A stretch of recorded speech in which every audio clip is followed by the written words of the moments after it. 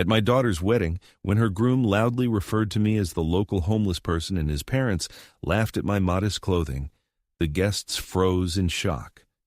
I just smiled, grabbed the microphone, and said one sentence. Their faces instantly turned pale. They couldn't believe their ears.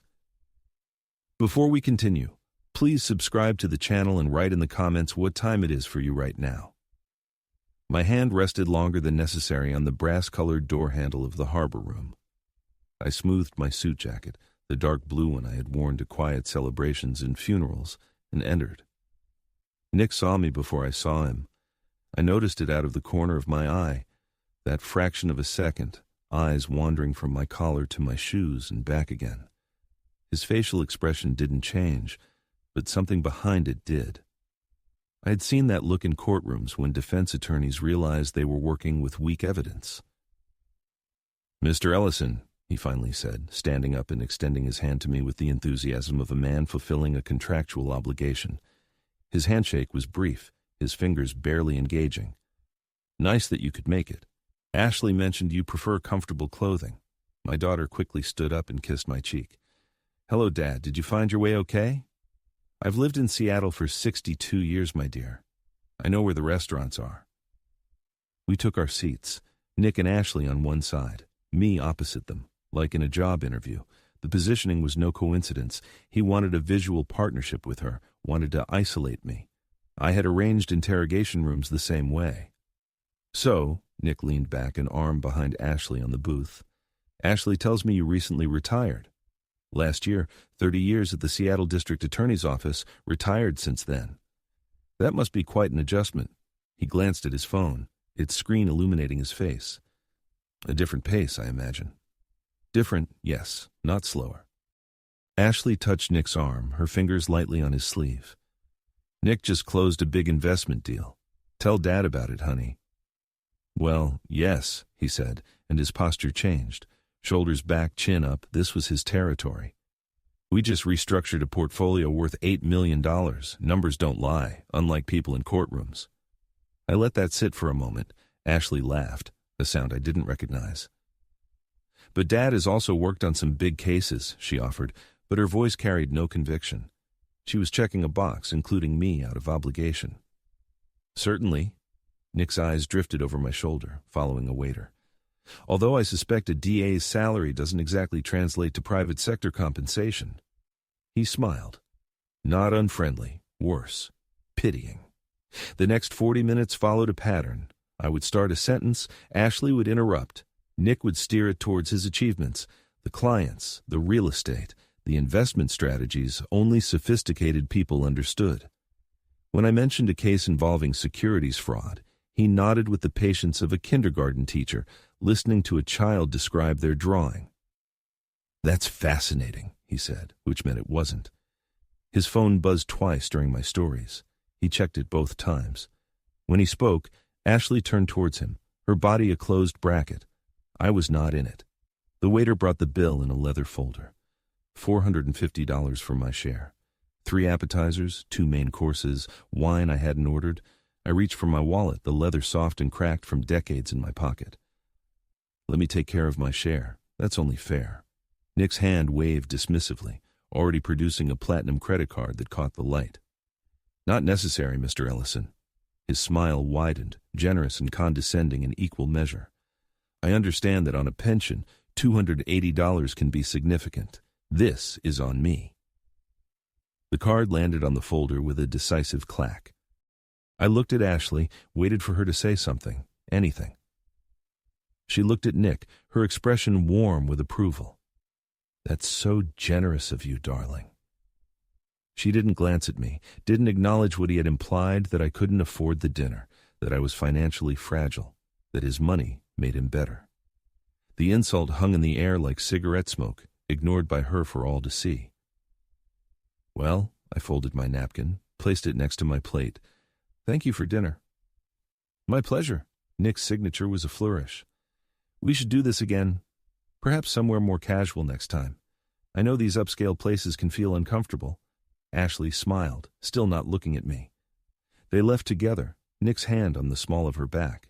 Ashley laughed at something he murmured. She didn't turn around. I walked alone to my car. My 10-year-old sedan was parked between a Mercedes-Benz and a BMW.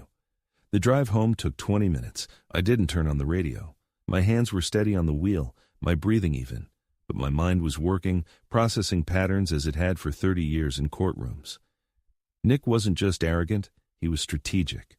Every comment calculated, every gesture intentional. He'd established dominance over me from the moment I walked in, and Ashley had helped him. I pulled into my driveway and sat in the darkness. The engine ticked as it cooled. A thought emerged, clear and cold. I know exactly what Nick is. The question was, does Ashley? The week after the dinner passed like cold syrup. I went through my routines, morning coffee on the porch, afternoon walk through the neighborhood, evening news in my armchair. But my mind kept returning to Nick's smile as he waved away my money, that condescending smile. When Ashley called on Tuesday saying she needed to talk, I told myself I was reading too much into it. Young couple, nervous about family dynamics, normal. She arrived Wednesday morning at 10 a.m. Her car pulled into the driveway with a speed that suggested urgency. I met her at the door. "Dad," her smile was enormous. "Guess what? Nick proposed." The joy hit me before thought could dampen it. My arms opened automatically. "Ashley, that's wonderful. Come here." She stepped into the hug, and for 5 seconds, we were just father and daughter celebrating good news. Then she pulled back, and I saw the tension in her shoulders. "Let's sit down," she said. "There's a lot to discuss." We went into the living room. She sat on the edge of the sofa, hands folded. I took my usual armchair, still smiling. "So when's the wedding? Have you set a date?"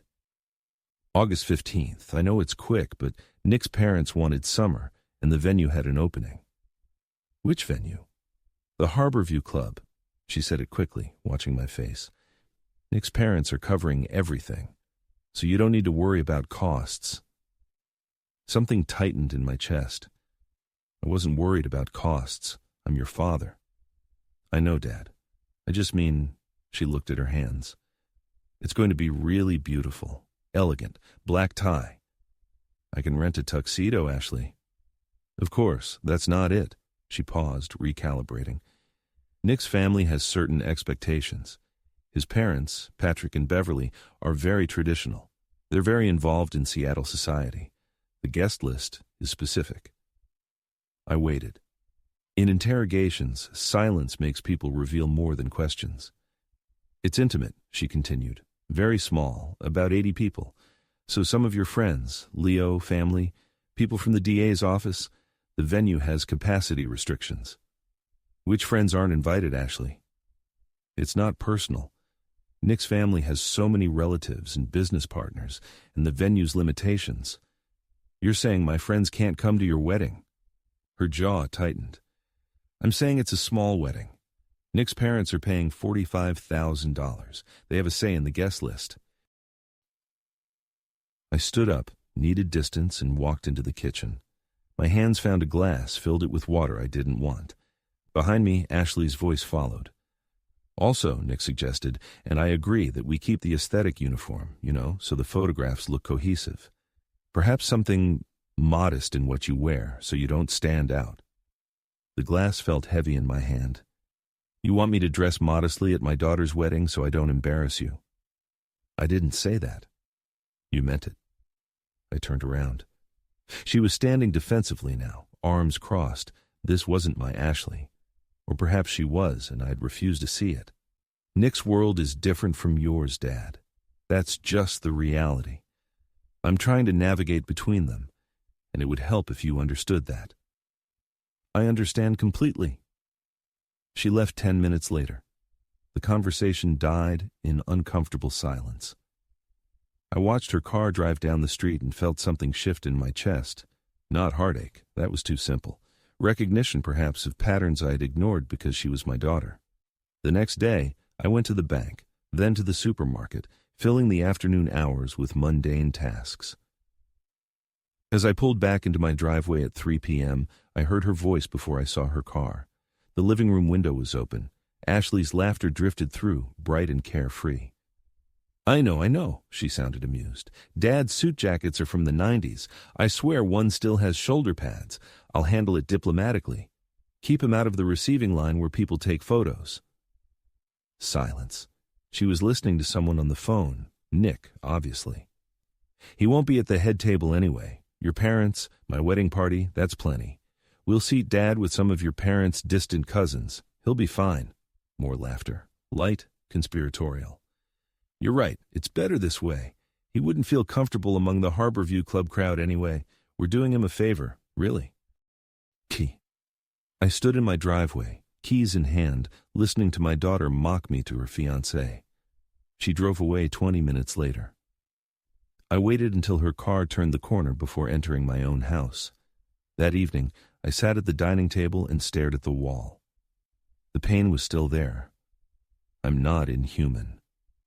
But beneath it, something else was crystallizing, something cold and familiar. I went to my bedroom closet and pulled a cardboard box from the top shelf. Inside, case files, notepads, notes from trials that had defined my career, evidence logs, witness statements, strategy documents. I carried the box to the dining room and spread the contents over the table. 30 years of building cases, 30 years of finding weaknesses in seemingly perfect defenses, 30 years of strategic thinking. I pulled a fresh notepad from the drawer and clicked my pen. At the top of the page, I wrote 3 words: Nick, Patrick, Beverly. Below it, a single question: what are you hiding? Every defendant has vulnerabilities. Every case has a weak spot. I had 2 months until the wedding to build my case. The next morning, I woke before dawn, not from anxiety, but from purpose. The case files from the night before still covered my dining table. I made coffee and began creating a systematic investigation plan, as I had done hundreds of times before. At 9 a.m., I went to the Washington Secretary of State's office. The clerk, a young woman with efficient movements, smiled as I approached. "Can I help you find something?" "I'm researching investment firms for a friend." The lie came easily. "Could you show me how to search company registrations?" She led me to a computer terminal. 20 minutes later, I had what I needed. Brand & Partner Wealth Management, LLC, founded 1987. Managing members, Patrick Brand and Beverly Brand. Their business address matched the Bellevue waterfront. Of course, I photographed the screen with my phone. Then I went to the King County Courthouse archives. 2 client complaints, both settled out of court. The settlement amounts weren't small, $75,000 and $105,000. Companies don't pay such sums if they aren't hiding something worse. I also found Nick Brand's personal tax dispute from 3 years prior. Small fish, $15,000 in disputed deductions. But the pattern interested me. Aggressive claims, minimal documentation, settled only after pressure from the IRS. At home, I organized the findings in folders. Then I called Richard Shaw, my former colleague from the DA's office. "Ellison." His voice held genuine warmth. "This is a surprise. How's retirement?" "Can't complain. Listen, my daughter's marrying into the Brand family. Know them?" A pause. "Wealth advisors. Quite right." "I know they sail close to the wind." His tone changed, became cautious. "Very aggressive tax strategies, nothing criminal. But they've had tax audits multiple times. They always settle before it goes further." "How do they settle?" "They pay the fine, promise to restructure, then find new loopholes. It's a pattern." I thanked him and hung up, making notes in my files. 3 days later, I sat across from Bradley Evans in his downtown office. The lawyer's eyes scanned the documents I had spread on his conference table. "Mr. Ellison, you're paying for my expertise, so I'll be direct." He tapped one of the pages. "These deductions you're claiming, legal but aggressive. A thorough audit, and you're looking at significant penalties." "How significant?" $35,000 to $55,000 in fines, possibly more. The IRS doesn't appreciate creative interpretations. I leaned forward. "What would trigger an audit?" Evans's eyebrows rose slightly. "Anonymous tips with concrete documentation, pattern evidence, or just bad luck, random selection?" The consultation cost $3,500. I paid in cash. That evening, Ashley called to cancel our planned dinner.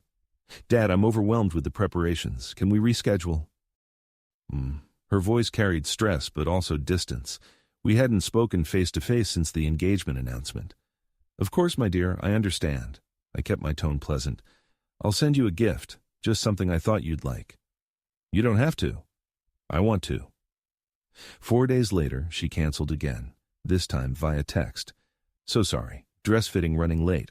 Let's reschedule." I replied, "No problem, have fun at the fitting." Then I drove to Sterling & Sons Silversmiths. The store was in a restored building near the waterfront, the kind of place where they serve you champagne while you browse. A saleswoman approached me immediately. "I'm looking for a wedding gift," I said. "Something significant. Perhaps a silver set."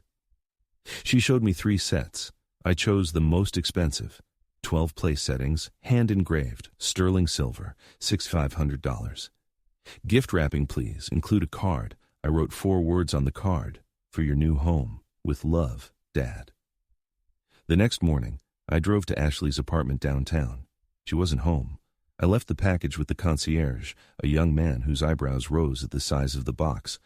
"Make sure she gets it today," I said, handing him $20.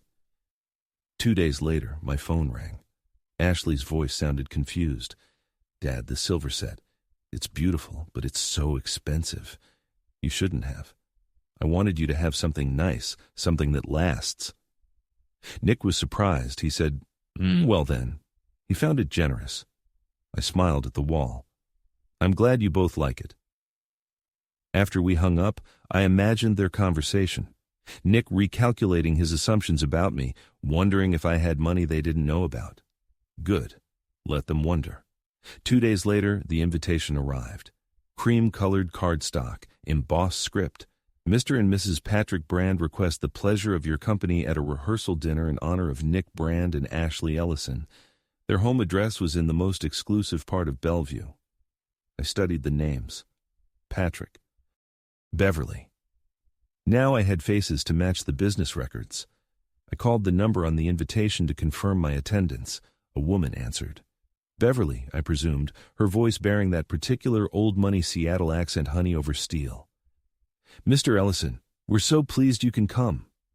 "Of course I'll be there," I told her. "I look forward to meeting you both." And I did. I dressed carefully for the rehearsal dinner. Not my best clothes, but not my worst either. Let them see what they expected for now. The Brand's estate was 40 minutes east, in a gated community where property values started at $1.8 million. My 10-year-old sedan looked as out of place as I felt as I drove up to the security post. The guard checked my name against a list. Then he waved me through. The driveway wound through manicured grounds for a quarter mile before the villa came into view. Neoclassical style, white columns, 3 stories. Landscape lighting made it glow against the evening sky. I parked next to Volvo and a Mercedes-Benz, then walked to the front door. Nick opened it. "Mr. Ellison, punctual as always." He led me through a foyer with marble floors and a chandelier that probably cost more than my car. Voices came from the back of the house. "Mom, Dad, Ashley's father is here." They emerged from what looked like a study. Patrick, tall, silver-haired, golf course tan. Beverly, elegant in silk, jewelry catching the light. "Ellison." Beverly's smile was professionally warm. "Wonderful to finally meet you. Ashley speaks so highly of you. Please come in. Don't mind the construction noise. We're having a wine cellar added." $70,000, I would learn later. She mentioned it 3 times. Dinner was served in a formal dining room. Original paintings on the walls, porcelain so delicate I worried about breaking it. Patrick positioned himself at the head of the table, a natural command post. "So, Ellison," he poured wine I didn't recognize. "Ashley tells us you were a district attorney, 30 years. "That's correct. Public service." He nodded approvingly. "Noble work, truly. But let's be honest, not the most lucrative path. Am I right?" I kept my voice mild. "I did well enough. Retirement is comfortable." Beverly touched Patrick's arm, that unified front gesture I'd seen in hundreds of couples over decades. "Of course you did well, and you raised Ashley wonderfully, despite, well, the circumstances." Single parent, modest means. That builds character. She made poverty sound like a disability. Ashley sat across from me, between Nick and Beverly. Her posture was defensive. She didn't meet my gaze. The meal continued. Beverly talked about their recent trip to Tuscany. Patrick discussed market returns with technical precision. Nick added stories about client acquisitions. His gestures mirrored his father's, the same hand movements, the same conversational dominance. When I mentioned a securities fraud case I'd prosecuted, Patrick listened with polite boredom. Fascinating. Must be so different from the private sector. Beverly changed the subject to the honeymoon. 3 weeks in Rhodes. We're gifting you the villa rental. Nick smiled at Ashley. She's never been to Greece. That will change now. The implication hung there. I had never enabled travels, never given her those experiences. After dinner we moved to the veranda. The view stretched over perfectly manicured grounds, lit gardens, a pool that shimmered like blue glass. Lovely property, I said. We've put a lot into it. Patrick sipped his whiskey. Worth it, though. Family legacy is important. Beverly appeared beside us, touching my arm with practiced concern. Ellison, I wanted to mention your suit for the wedding. Do you have something suitable? I'll be fine. Of course, of course. Her smile didn't change. But if you need it, our tailor has a lovely discount section, very dignified options, budget-friendly. Da? She said it in front of Ashley, who stood 3 meters away arranging flowers with Nick. I watched my daughter's face. She heard it. Her cheeks colored. She looked at the floor, fiddled with a lily. She said nothing. Nick glanced over, smirked. Then he returned to his conversation. That's thoughtful of you, I said to Beverly. I'll keep it in mind. I left at 10 p.m., thanked them for their hospitality. Nick walked me to my car. Nice you could make it, Mr. Ellison. We'll see you at the wedding. Wouldn't miss it. I drove back towards Seattle, but stopped downtown at the tailor shop Hamilton & Sons. The store stayed open late for clients who could afford custom work. I need a suit, I told the tailor. Something excellent, not flashy, just quality. He took measurements, showed me fabrics. I chose anthracite gray wool, understated, but unmistakable craftsmanship. $820, he said, ready in 4 days, perfect. At home, I spread my investigation materials over the dining table one last time. Everything I had learned, everything I had observed, Evans's analysis, the business vulnerabilities, the family patterns, the casual cruelties of tonight. I got out fresh notepads and began to write. By 2 a.m, I had filled 12 pages, charting every step, planning for every contingency, identifying every weakness. At the top of the first page, I'd written a single question. What is the appropriate punishment for contempt? Below it, I had answered myself. Public humiliation followed by systematic dismantling. The wedding was in 7 days. I had work to do. On the morning of Ashley's wedding, I put on the suit I had ordered the week before. It fit perfectly. Nothing showy, but unmistakable quality. In the mirror, I looked exactly like what I was. A man who understood the difference between modesty and poverty. The Harborview Club was on the water, all white columns and manicured lawns. I arrived precisely on time. The valet's eyes lingered on my 10-year-old sedan, then slid away. I handed him the keys without comment. Inside, the receiving line stretched through the entrance hall. Beverly saw me first. Her smile remained practiced warmth. Ellison, don't you look nice? She gave air kisses on both cheeks, already positioning me away from the photographer. We're so glad you're here. Patrick shook my hand firmly. Good to see you. Exciting day. The ceremony took place on the terrace overlooking the harbor. White chairs, rose petals strewn on the marble. An orchestra played something classical I didn't recognize. I sat in the last row. Ashley looked beautiful as she walked down the aisle. For those 30 seconds, I forgot everything else and just watched my daughter. The reception began at 6 p.m. A coordinator directed me to table 8 near the service entrance behind a pillar, far from the raised head table. My tablemates were distant cousins of the family who introduced themselves politely. Then they ignored me. I watched the room instead. Crystal chandeliers, floor-to-ceiling windows with harbor views, at least $7,000 on flowers. The orchestra switched to dance music. Nick worked the room. Champagne glasses constantly refilled. He moved from table to table with groomsmen trailing behind. Laughter echoed through the ballroom. Around 7 p.m., I heard him before I saw him. "See that guy over there by the pillars?" His voice carried, amplified by alcohol.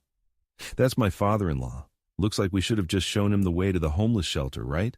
The group of groomsmen burst into laughter. People at nearby tables turned.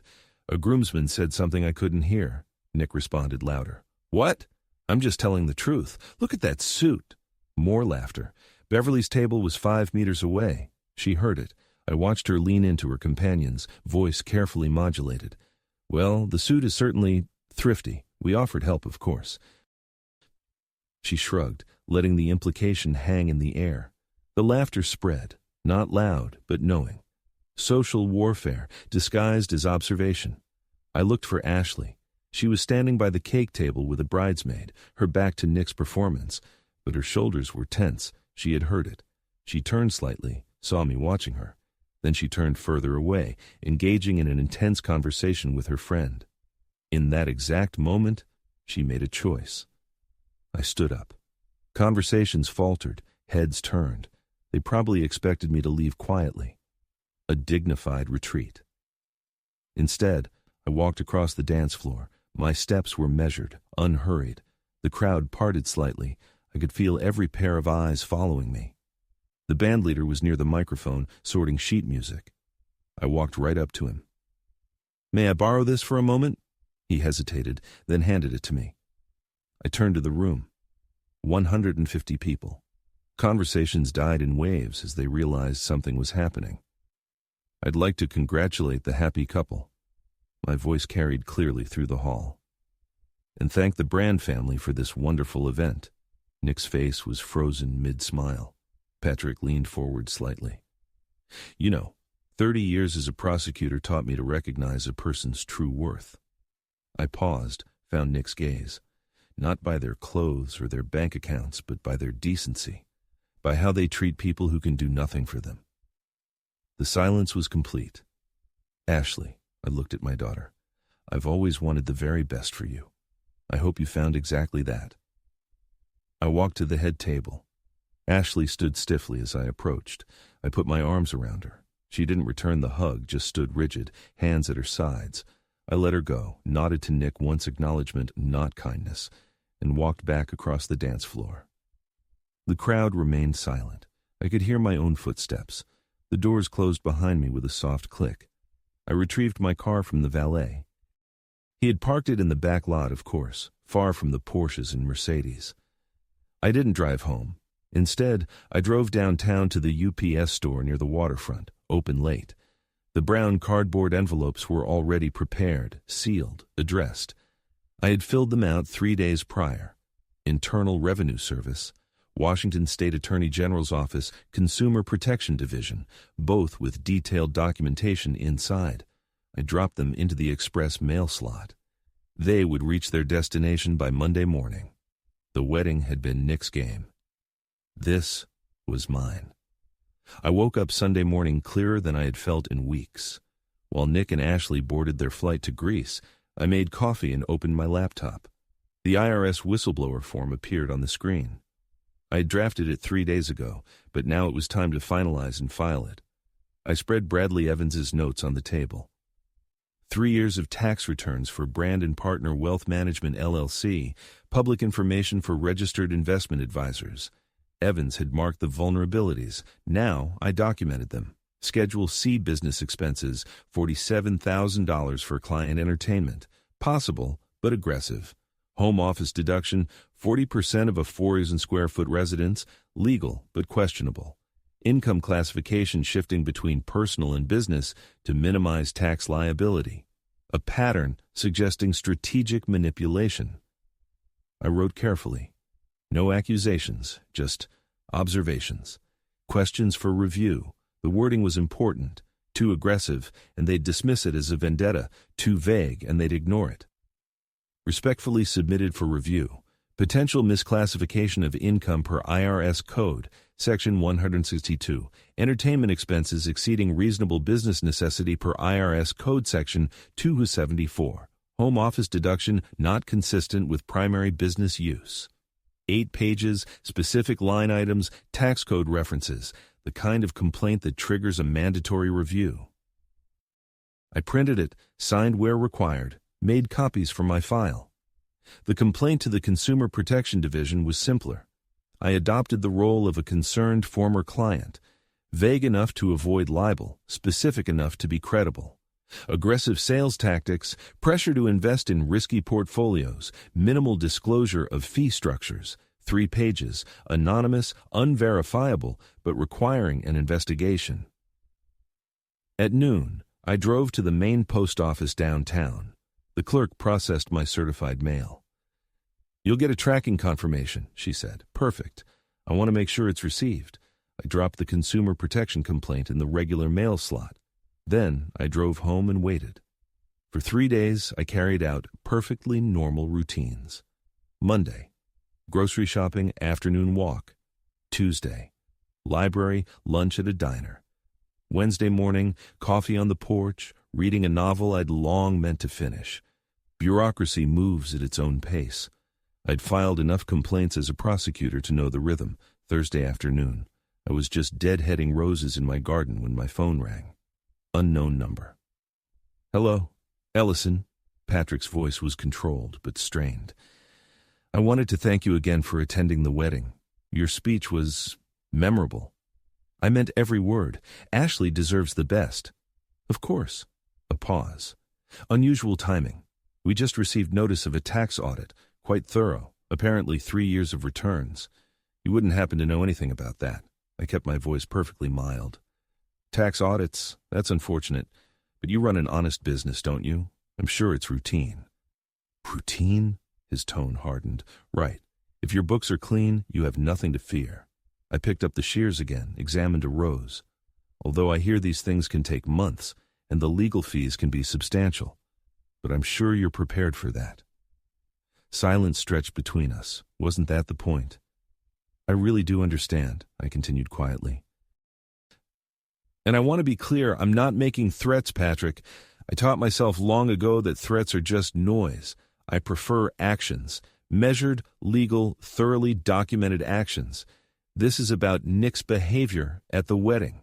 It's about a pattern of behavior, from your son, from your wife, from you." I let that sink in. They thought I was weak because I was quiet. That's a common mistake. "What do you want?" "Want?" I smiled at the roses. "Nothing from you. I just want you to understand something. I spent 3 decades building cases against people who thought they were untouchable. Some of them had more money than you, better lawyers, political connections. They all thought they would win. And I never lost a case I built carefully, Patrick. Not one in 30 years." I heard him breathing, processing. "The audit will find everything in order," he said finally. "Will it? Then you have nothing to worry about, although even clean audits take time. Typically 8 months, and you'll have to hire specialists. Tax attorneys aren't cheap, probably $60,000 to $70,000 in legal fees before it's over." "You're a vengeful man." "No, I'm a thorough one. That's a difference?" I paused. "How's the honeymoon? Greece is beautiful this time of year." He hung up. I sat in the garden long after the call ended. The roses needed more work, but I didn't move. He knew. He understood this was deliberate, which meant he would seek retaliation. Men like Patrick always do. I went inside and opened a new document on my computer. Title, Expected Countermeasures. If he would come after me, I needed to be ready, and I would be. Because unlike Nick's crude jokes or Beverly's social warfare, I understood real combat. I had spent 30 years in it. The audit notice reached Patrick on Thursday. I knew because the call started the following Monday. Mark Shaw called at 10 a.m. We had worked together for 15 years. He knew me better than most. "Ellison, I've been hearing some disturbing things." His voice had that cautious tone people use when they're worried about you. "People are saying you're, well, fixated on your daughter's new in-laws, making accusations. That doesn't sound like you." I set my coffee down. What accusations, Mark? Tax fraud, unethical business practices. Look, if you're struggling with Ashley's marriage, there are healthier ways to process it. I'm not struggling, Mark. I'm fine. Really? Because people are concerned. People, plural, coordinated. I appreciate the call, I said. But I'm fine.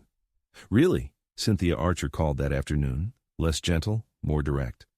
Ellison, get to the point. Did you file a complaint with the IRS against Brand & Partner Wealth Management? I exercised my rights as a citizen to report potential irregularities. That's not illegal, Cynthia. It's civic duty. You're making yourself look obsessed, vindictive. Is that what you want? I want accountability. If that looks vindictive, so be it. She sighed. Just be careful. You're building a reputation you might regret. I hung up and drove to the Cafe Umbria roastery downtown. Ordered coffee I didn't drink and charted what was happening. Nick was working his connections. Beverly was mobilizing her social network. They were painting me as unstable, paranoid, obsessed. Character assassination disguised as concern. It was effective. I had to give them that.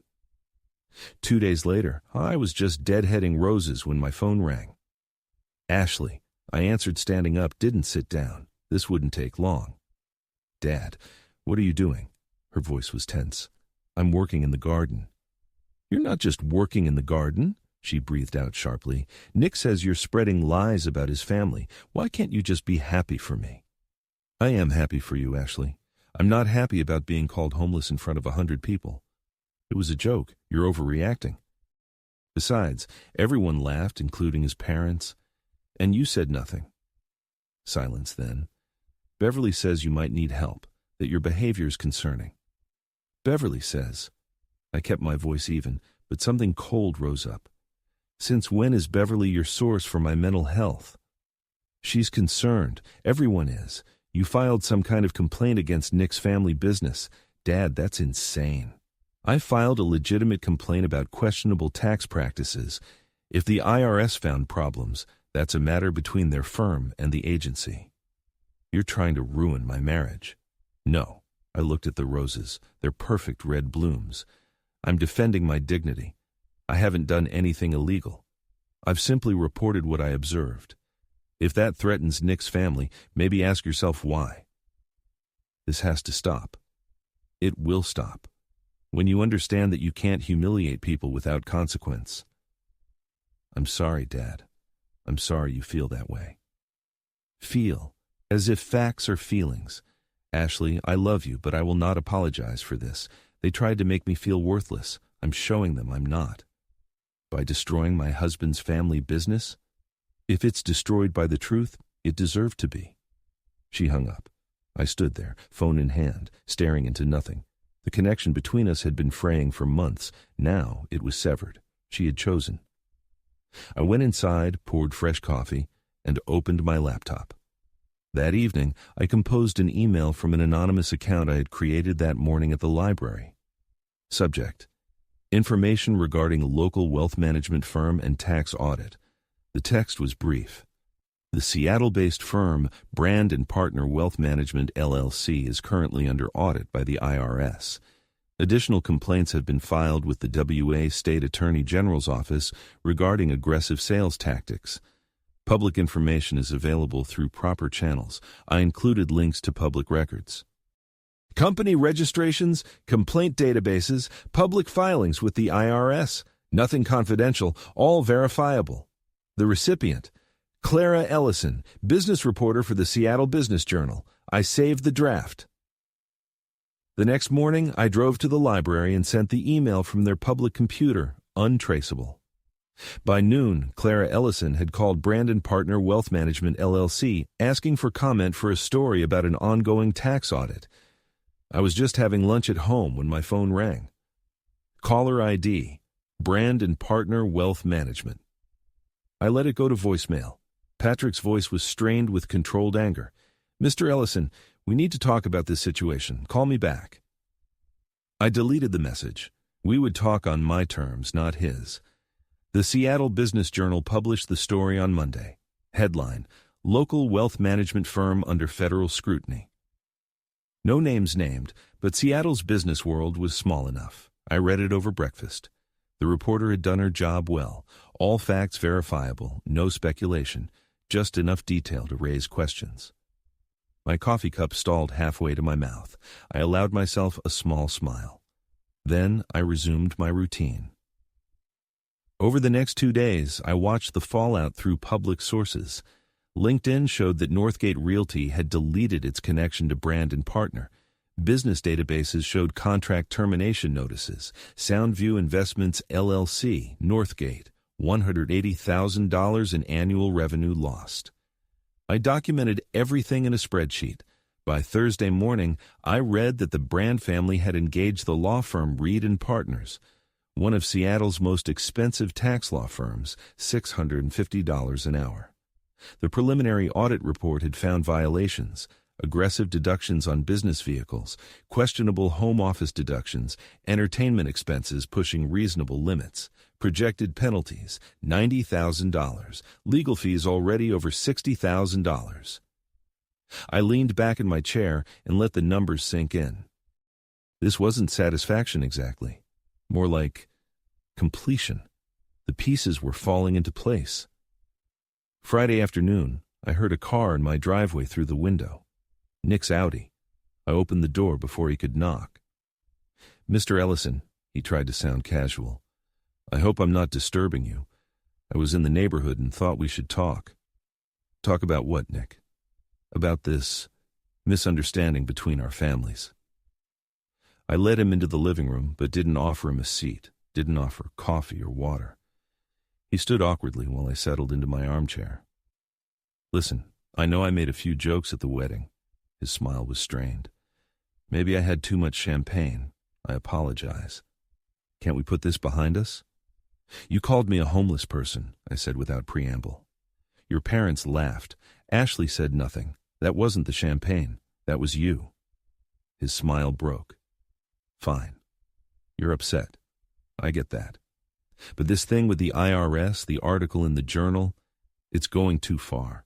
You're hurting Ashley too. We're losing clients. My income is dropping." I filed a legitimate complaint about questionable tax practices. If the IRS found problems, that's a matter between your firm and the agency. "You know exactly what you're doing." His voice grew louder. "This is revenge. You're trying to ruin us." "Ruin you? No, I'm holding you accountable. That's a difference." He paced to the window, then back, the energy of a young man with no way out. "What do you want? Money? A public apology? What?" "I want nothing from you, Nick." "Then why?" "Because you thought I was an old man you could humiliate without consequence." I leaned forward slightly. "You were mistaken. I worked for 30 years as an attorney. I know how to use the legal system. I haven't done anything illegal. I've merely exercised my rights as a citizen. If your firm's books are clean, you'll be fine. If not, you pay the appropriate penalties. That's how systems work." "You're destroying my family's business over a joke. I'm exposing problems that already existed. If a joke can destroy your business was already brittle." His hands clenched into fists. For a second, I thought he might get physical. I'm 62, but I didn't move, just watched him. Instead, he crumpled. "Please," he said quietly. "Ashley is suffering. She's falling apart. Then she should have defended me when they mocked me. She didn't know what to say. She knew." She chose silence. He stared at me, finally understanding there was no negotiation here. "You're a vengeful man." "I'm a thorough man," I corrected. "You wanted to see what I was made of. Now you know." He left without another word. I sat for a few more minutes after his car disappeared. Then I poured myself 2 fingers of whiskey, unusual for me, and went out onto the front porch. The afternoon heat was oppressive. I sat in the old wicker chair and stared at the street. The glass grew warm in my hand. This should feel better, I thought. A victory should taste sweeter. Instead, it just tasted necessary. I finished the whiskey, went inside, and documented the encounter in my case file. Nick's desperation, his failed attempts at manipulation, the confirmation the strategy was working. I was just typing when my phone rang. Ashley. I stared at her name on the screen. She had called 5 times in the past week. I hadn't answered a single one. This time I picked up. "Dad?" Her voice was raw. "Please, you have to stop. Nick's family is falling apart. He's talking about not knowing what to do." I closed my eyes, took a deep breath. "Ashley, I love you, but I can't stop. Not before they understand that you can't humiliate people without consequence. But I'm the one who's suffering. This is my marriage." "Then you should have defended me at the wedding." Silence then, softly. "I can't fix this, can I?" "No," I said. "You can't." She hung up. 3 more clients left the firm by Wednesday. I tracked each departure through LinkedIn notifications and public contract databases. Ulster Invest GmbH, Hansa Contour Capital Group, Tradiv Financial AG, combined annual revenue $250,000. The firm was bleeding out, slowly but steadily. Helen Shaw called Thursday afternoon, Mark's wife, board member of the Seattle Garden Society. "Ellison, I thought you should know. Beverly Brand resigned from the charity committee today. Anne-Marie Satcher mentioned financial worries." She paused. "I just thought you'd want to hear it." I appreciate it, Helen. She asked no questions. She didn't need to. I made a note in my files. Beverly's social position, carefully built over decades, was crumbling. For a woman who valued status above almost all else, that would hurt more than the money. I allowed myself a brief smile. Friday evening, my phone rang. Ashley. I stared at the screen for 5 rings. I had been avoiding her calls all week. A part of me wanted to keep avoiding her, but I answered. "Dad," her voice was shattered, rough from wine. "Please, I don't understand what's happening. Nick's family is falling apart. The business, Beverly's committee, everything. Nick says you did this. Please tell me he's wrong." I kept my voice calm. I filed legitimate complaints about questionable business practices. That's all. "That's all?" Her voice rose, shrill. "Their reputation is destroyed. Why? Over a joke at the wedding? This is insane." Something in me broke. A joke. I stood up abruptly and walked into the kitchen. "He called me homeless, Ashley, in front of 100 people. His parents laughed. And you?" I stopped, breathing heavily. "You turned away. You pretended you didn't hear. I was embarrassed. I didn't know what to do. You knew exactly what to do. Defend your father, but you chose them. You chose their money and their status over my dignity." "So this is punishment now?" She was sobbing. "You're punishing me by destroying my husband's family." "I'm destroying nothing." My voice filled the kitchen. "I'm holding them accountable. If they're honest, they'll survive. If not, they pay the price. That's how the world works." "You're cruel." "I'm just." I gripped the countertop. "Ashley, I love you, but I will not be anyone's punching bag. Not Nick's, not his parents', and not yours. If that makes me the villain in your story, I'll live with it. At least I'll live with my dignity intact." She hung up mid-breath. I stood there, phone still to my ear, hearing the silence.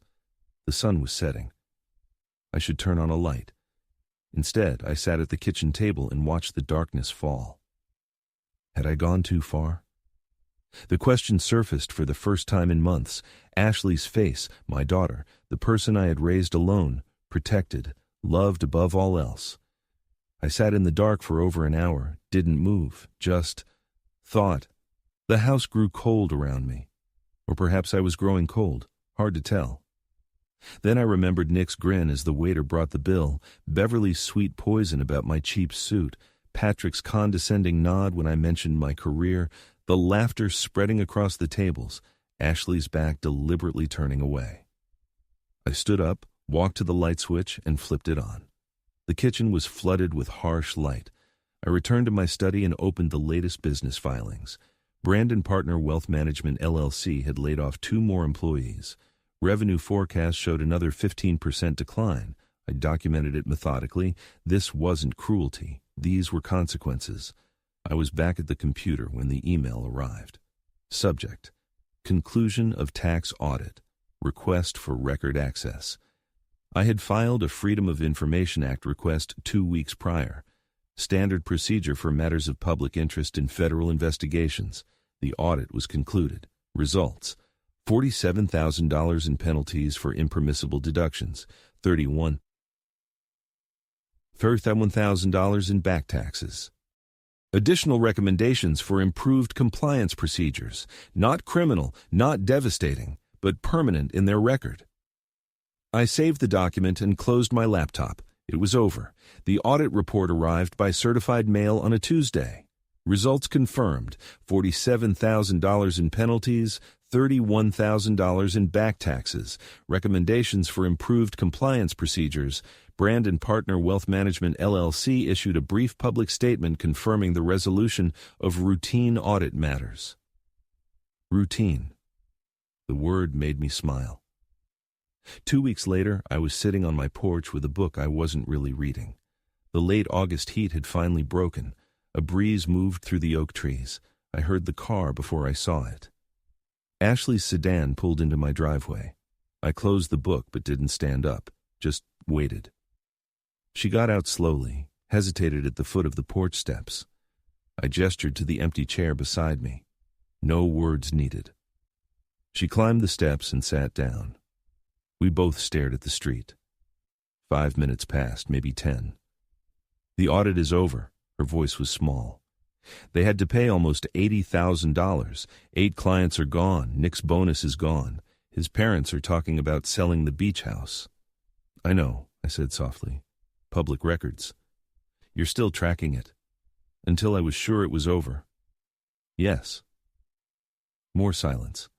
A car drove past. Someone was walking a dog. "I understand now," she said, looking at her hands. "What you felt when Nick said that, when everyone laughed, when I didn't." Her voice broke. "I'm sorry, Dad. I'm so sorry." "I know you are." I turned to her. "But sorry doesn't change what happened. It just means you see it clearly now." She nodded. Tears started to flow.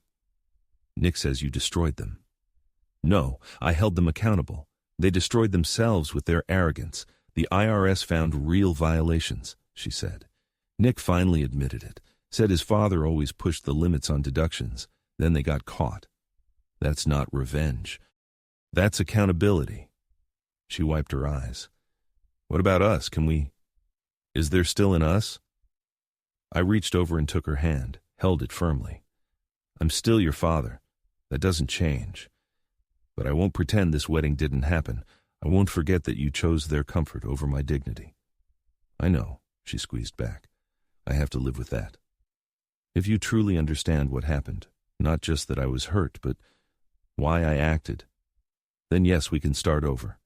But it won't be the same. You're part of their family now. I accept that. But I'm not your punching bag and not their joke. Those boundaries are immovable." "I understand." We sat together as the sun sank lower. Orange light filtered through the trees. Neither of us spoke for a long time. "How's the marriage?" I asked finally. "Strained. Nick is angry. At you, at his father, at me for coming here. But he's also scared.